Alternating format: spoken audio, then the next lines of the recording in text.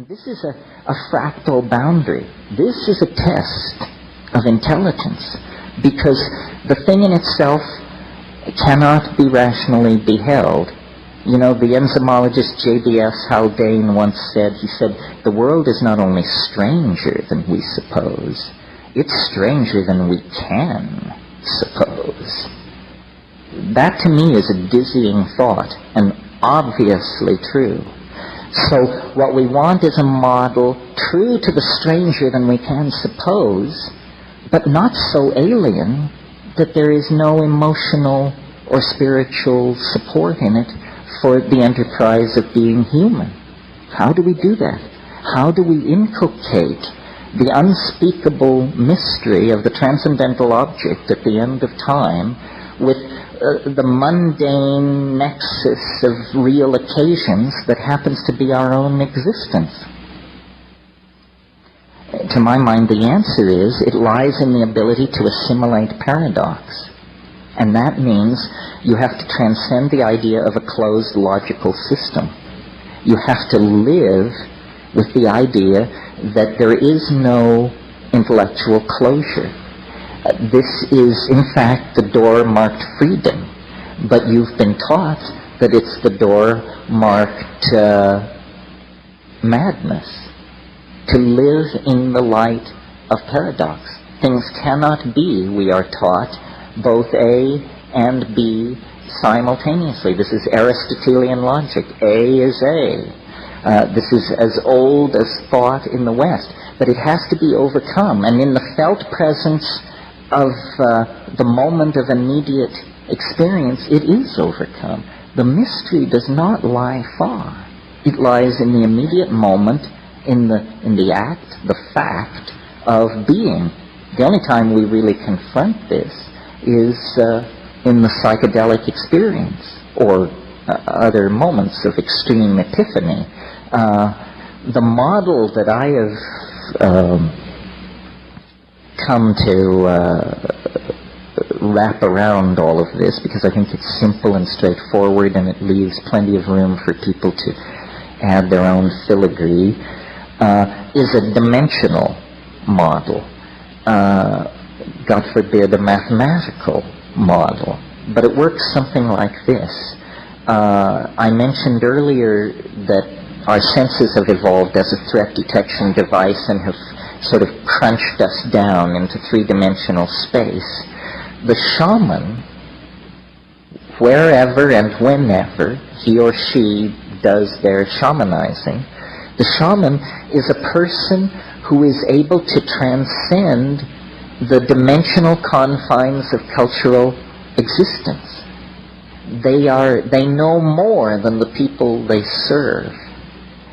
The people they serve are like children within the game of culture. Only the shaman knows that culture is a game. Everyone else takes it seriously. That's how he can do his magic. I was recently in Australia, and of course Aboriginal culture and shamanism is a topic of great interest down there.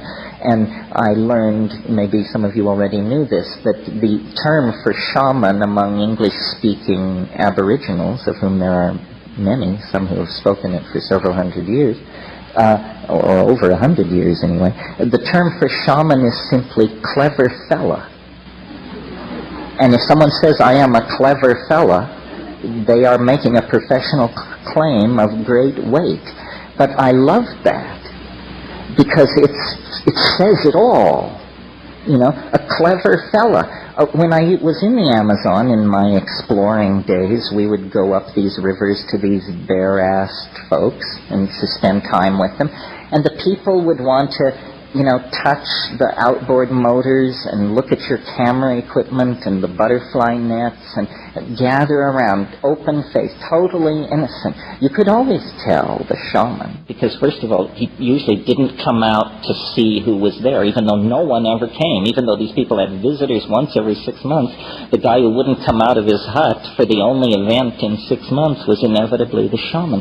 And when you met him, he wasn't interested in your Velcro or your break apart glow in the dark little trinkets or any of the rest of it. He was looking straight at you through the eyes outside of culture, saying, what kind of a person are you?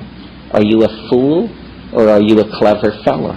What is your measure? How much of this situation do you understand? How many levels are you simultaneously aware of at this moment? And, looking into the eyes of that sort of person, you either grow or turn away. You have not much choice. So what's happening with the shaman, I think, is he's a hands-on mathematician, a hands-on non-Euclidean geometer. The shaman enters into the quote-unquote chaos of the psychedelic experience and sees that it is not chaos. It is hyperspace. And in it, the adumbrations of the trees of possibility can be followed. One can see who stole the eggs. One can see who cuckolded the chief's nephew. One can see who will die and who will live. One can see how the weather is going to change, and one can know where the game went. And this is not magic, not in that world. It's impossible in three-dimensional space and time. But in fourth-dimensional space and time, it not only is possible, it's inevitable and unavoidable. It's a different kind of way of being with the information. And, I'm sure many of you have your own psychedelic epiphanies that are as gripping and as fascinating as anything that has happened to me. Epiphanies that show that under certain circumstances, the ordinary boundaries of information, space, time, limitation are dissolved. And it may happen only for a moment. It may involve a curing with a laying on of hands. It may involve a sudden insight into a set of complex relationships. It may involve a sudden unexpected certitude about how a certain event went down that when checked upon turns out to be true. What we know about the world is defined by our culture. And the way culture does this is through language. You can't know or perceive or appreciate what cannot be brought in to the domain of language. You can't publicly know or appreciate these things. You can feel them as the rich contextual embeddedness of your own being, but you can't communicate them. Sometimes when I read Marcel Proust, I come upon passages where the conveyance of the information, of the emotion, is so exquisitely subtle that I have the feeling, I know what he means.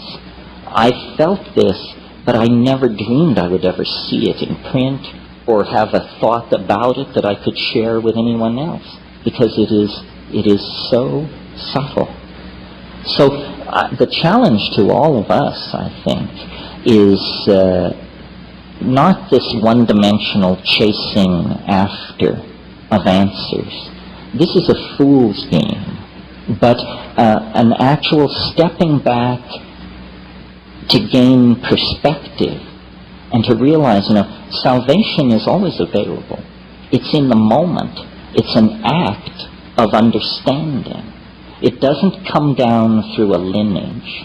It doesn't come through a substance, an empowerment, a word. It comes through understanding. Salvation is an act of rational apprehension of some sort. And, I really believe that we are now in a relationship to the transcendental object at the end of time, such that the revelations are daily, the unfoldment, the connectivity, we can see light at the end of the tunnel.